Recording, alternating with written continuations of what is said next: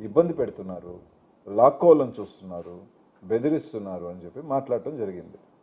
అసలు నిజంగా నెల్లూరు నగర ప్రజలందరూ కూడా దీన్ని చూసి నవ్వుకుంటున్నారు. అసలు మీకు తెలుగుదేశం కార్పొరేటర్లు అనే వాళ్ళు ఎక్కడున్నారు? గత కార్పొరేషన్ ఎన్నికల్లో తెలుగుదేశం కార్పొరేటర్ గెలిచిన సీట్లు ఎన్ని? 0. Clean sweep.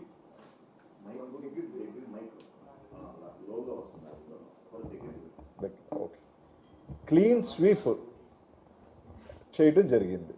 54కి 54 సీట్లు వైసీపీ సింబల్ మీద గెలిచిన కార్పొరేటర్లే.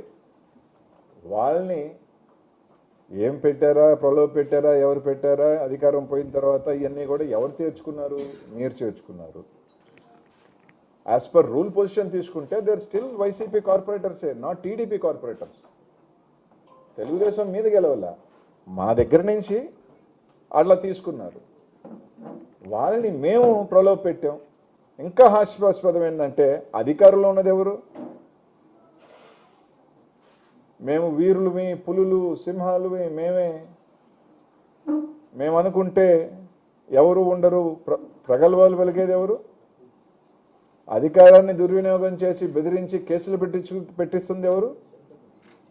అన్నీ వాళ్ళు పెట్టుకొని మేము ప్రలోభ పెడుతున్నామని రాయటం కూడా జరిగింది. అందులో భాగంగా నిన్న మా ఇక్కడి నుంచి వెళ్ళిన కార్పొరేటర్లు కొంతమంది మంచో తప్పు చేసామనుకున్నారో, పొరపాటు అనుకున్నారో, 3.5 సంవత్సరం మీరున్నా తిరిగి వైసీపీలో చేరటం కూడా జరిగింది. అంతే, వెంటనే తులుక్కమన్నారు. బలం మీ దగ్గర ఉంది, డబ్బు నారాయణ గారి దగ్గర, వీపీఆర్ దగ్గర ఉన్న డబ్బు జిల్లాలో ఎవరి దగ్గర ఉందా అంటే నాకు తెలిసి ఎవరి దగ్గర కూడా లేదు. డబ్బు మీ దగ్గర ఉంది, పోలీస్ మీ దగ్గర ఉన్నారు. ఎంత పెట్టుకొని క్యాంపు పెట్టుకుంటున్నారు అంటే ఎందుకు భయపడుతున్నారు అని అడుగుతా ఉన్నాం. అంటే మీ కార్పొరేటర్ల మీద, మీ నాయకత్వం మీద మీకు నమ్మకం లేదా? మీ నాయకత్వం మీద అధికారంలో ఉండి కూడా మీరు 3.5 సంవత్సరం ఉండి మీకు నమ్మకం లేదనే కదా ఈరోజు హుటాహుటిన. అంటే నెల్లూరులో నాకు తెలిసి అధికారంలో ఎంతుండి బలం ఉండి మాకున్నది 11, మీకున్నది 41 అన్నారు. బలం ఉండి మీరు ఈరోజు క్యాంపులకు పరిగెత్తుతున్నారు అంటే అక్కడే తెలుస్తూ ఉంది మీరు భయపడుతున్నారు. మీ కార్పొరేటర్ల మీద మీకు నమ్మకం లేదు. అక్కడ వాళ్ళు కూడా రేపు జగన్మోహన్ రెడ్డి గారు రాబోతున్నారని భయం మొదలైంది అనేది స్పష్టంగా అవుతుంది. సరే, నిన్న 6 గంటలకు ఇద్దరిని అరెస్ట్ చేశారు.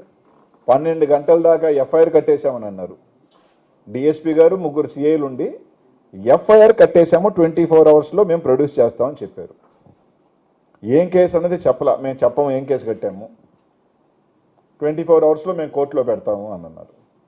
సరే సార్, మీరు అరెస్ట్ చేసినప్పుడు నిజంగా కేసు ఉంటే రైట్, వీల్ ఫైట్ లీగలీ అంటే మేము 24 గంటల్లో మేము కోర్టులో పెడతాము, మేమేం కేసు చెప్పాల్సిన అవసరం లేదని చెప్పి రాత్రి 12 గంటల దాకా నేను కానీ చంద్రశేఖర్ రెడ్డి గారు కానీ ఉంటే చెప్పడం కూడా జరిగింది. సరే, కేసు కట్టిన వాళ్ళని ఈ రోజు దాకా ఏమన్నా ప్రొడ్యూస్ చేశారా?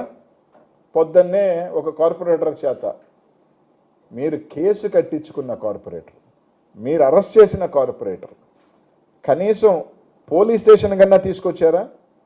2 టౌన్ సిఐ వేణుగోపాల్ రెడ్డి గారు తాడేపల్లి దగ్గర అరెస్ట్ చేస్తే కనీసం పోలీస్ స్టేషన్ ఒకవేళ ఎవడన్నా విత్డ్రా చేసుకోవాలన్నా పోలీస్ స్టేషన్ దాకా రావాలి కదా. రాకుండా మార్నింగ్ ఒక వీడియో రిలీజ్ చేయించారంటే దాన్ని బట్టి అర్థమవుతా ఉంది పోలీసులు నెల్లూరులో గంజాయి మర్డర్ లిస్టులని వదిలేసి కార్పొరేటర్ని డెలివరీ మెకానిజంలో ఉన్నారా అని. ఎందుకు చెప్తున్నాను అంటే నా ఫోన్ కూడా ఎక్కడ ఉంది. 3:30కి ఒక కార్పొరేటర్ కొడుకు నాకు ఫోన్ చేశాడు అర్ధరాత్రి 3:30కి.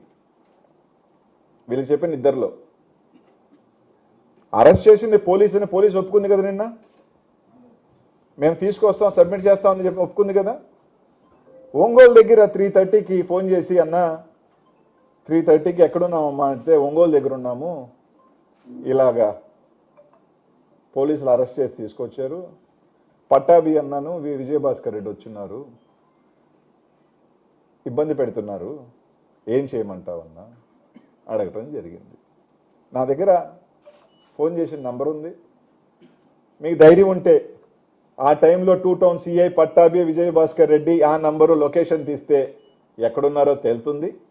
మీకు కరెక్ట్గా ఉంటే 3 o'clock రాత్రి 3 to 3:30 మధ్యలో నాకు ఫోన్ చేసి మాట్లాడటం జరిగింది.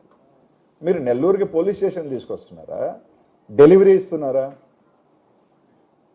అక్కడి నుంచి తిరుపతికి తీసుకెళ్ళటం మాట వాస్తవం కాదా? పొద్దున్నే ఒక ఆడియో ఇప్పించి వైసీపీకి షాక్. మాకు నంబరే లేదు, మేము పోటీ చేస్తామో కూడా ఇంకా డిక్లేర్ కాలేదు, మేము దాని మీద మా అధిష్టానం కానీ మా కార్పొరేట్ నిర్ణయమే తీసుకోలేదు, మాకు పోయేదేం లేదు, ఈ మేయర్ ఉన్నా మా మేయర్ కాదు, రేపు ఎక్కే మేయర్ అమ్మ మా మేయర్ కాదు, 8 నెలలు ఉన్న అధికారానికి ఎంతెంత ఎందుకు ఊపిరిలోడుతున్నారో మాకు అర్థం కావట్లేదు. ఇన్ని కోట్ల రూపాయలు ఎందుకు ఖర్చు పెడుతున్నారో అర్థం కావట్లేదు. దానికి మాకేం షాక్? మా నంబరే లేనప్పుడు మాకు ఒక సంఖ్య పెరిగితే మీరు ఓడిపోయినట్టు.